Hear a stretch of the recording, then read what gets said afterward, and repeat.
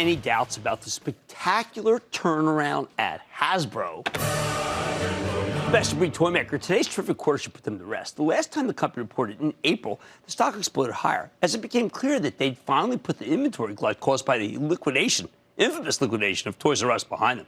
Well, this morning, Hasbro did it again. The company delivered a magnificent 28-cent earnings beat off a 50-cent basis, higher than expected sales and fabulous margin expansion. How'd they do it? Hasbro has spent years investing in its business. At times, those investments were popular, but now they're all paying off. They have tons of franchise brands, Marvel Comics, Star Wars, and those did big numbers. Anything Disney tie-ins, fantastic. Same goes for Nerf and Play-Doh. Hey, no wonder the stock folded almost $11 or nearly 10%. Hey, by the way, Magic the Gathering, I think, is the one to watch. It keeps gaining momentum. I think Hasbro stock has more upside, even with the stock hitting a new all-time high today. But don't take it from me. Let's check in with Brian Goldner, the chairman and CEO of Hasbro, to learn more about this awesome quarter and where his company's headed. Mr. Goldner, welcome back to Mad Money. Hi, Jim. How you doing? All right, Brian, I want to start because we're very changing a little bit in 2019, talking a little more about what it takes to be a successful business person. You came on in the darkest moment where people were saying Hasbro must be never going to be able to get out of this Toys R Us problem, and you said have faith. How did you have faith? How did you know it was going to work out great? Well, we have a great team, a tremendous team focused on garnering proprietary consumer insights and reinventing and reimagining our brands constantly.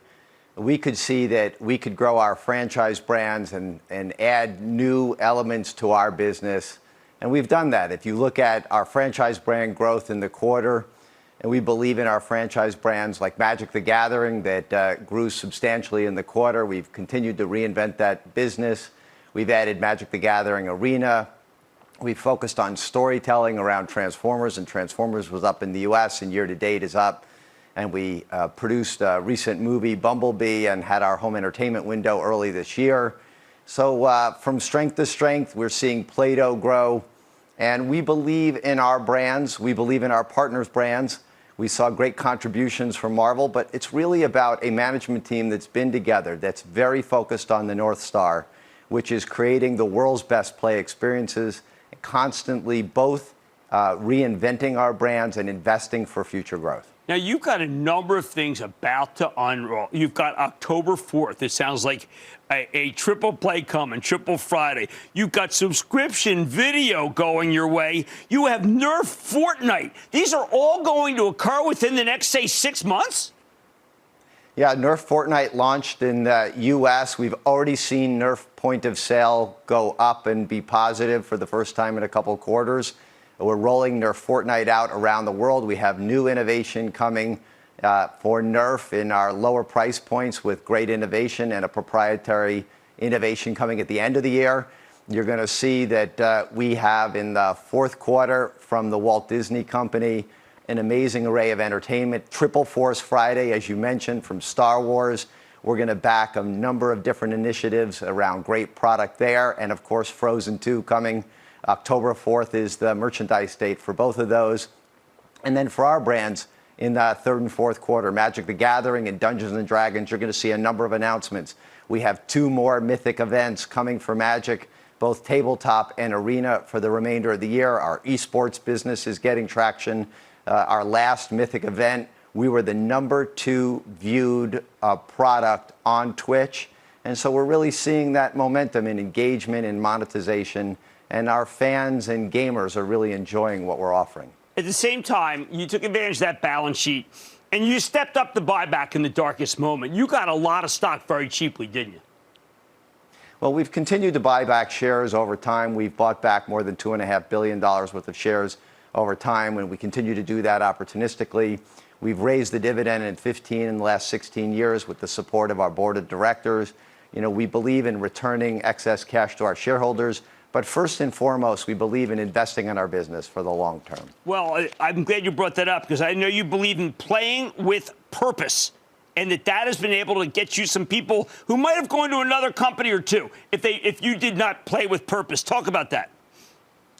Well, look, we really believe in a diverse workforce. In fact, today, in front of our entire company, we added inclusion as one of the values of our company. We feel very strongly in the passion and integrity, creativity, and community that we build as we're building the world's best play experiences. That's what this is all about. We want to make sure we're able to attract and retain the best talent. It's a great competition for talent. We're all over the world and in several very competitive markets, from Seattle, Washington, where Wizards of the Coast is.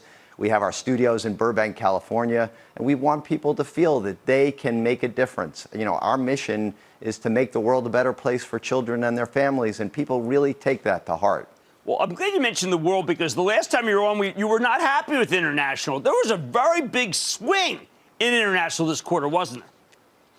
Yeah, there is. There's great pickup and momentum we're seeing in Europe. Clearly, Europe was the most troublesome area for us.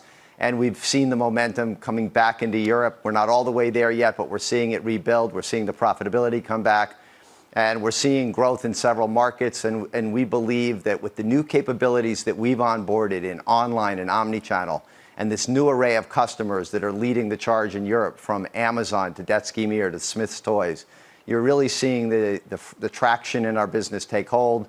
We'll launch Nerf Fortnite. We're just now launching Power Rangers, which is our new IP we acquired last year, into that market and around the world. And we see that as a full year 2020 tailwind for our company. So we have a lot of great initiatives going into the European business. Asia Pacific grew. We grew in China. Latin America grew a bit year to date, but we see more for that market and for that region for the full year. So again, we feel like we felt early in the year that we would return to profitable growth this year, and we could return to that medium-term growth trajectory we had seen from 2012 to 2017 prior to the Toys R Us situation. Now, Brian, some people doubted you that you'd be able to shift. You had so much in China. You've done things with alacrity. 67% last year sold in the U.S. came from China. You were lowering that by year-end 2020. How do you do that? How do you change the supply chain? Everyone says it's so hard to get out. Well, we have a tremendous team working in our Far East operations and around the world in our supply chain. And we've continued to look at new places to produce product. We do believe by the end of 2020, we can be down below 50%. I should say that 20% of our revenues in the U.S. do come from U.S. manufacturing. We do everything third party. Right. We've added India, we've added Vietnam, and we'll continue to add new geographies and step up. But I will also say China will continue to be a great place to produce product, a safe place to produce high quality product for our global markets. But we will drive differently for the U.S. market to ensure that we can bring the best high-quality product to the market all around the world. Well, congratulations. You stayed humble the whole time. You stayed lean the whole time, but you stayed tough. That is Brian Goldner. He's the chairman and CEO of Hasbro. What a guy and what a stock. Mad Money's back after the break.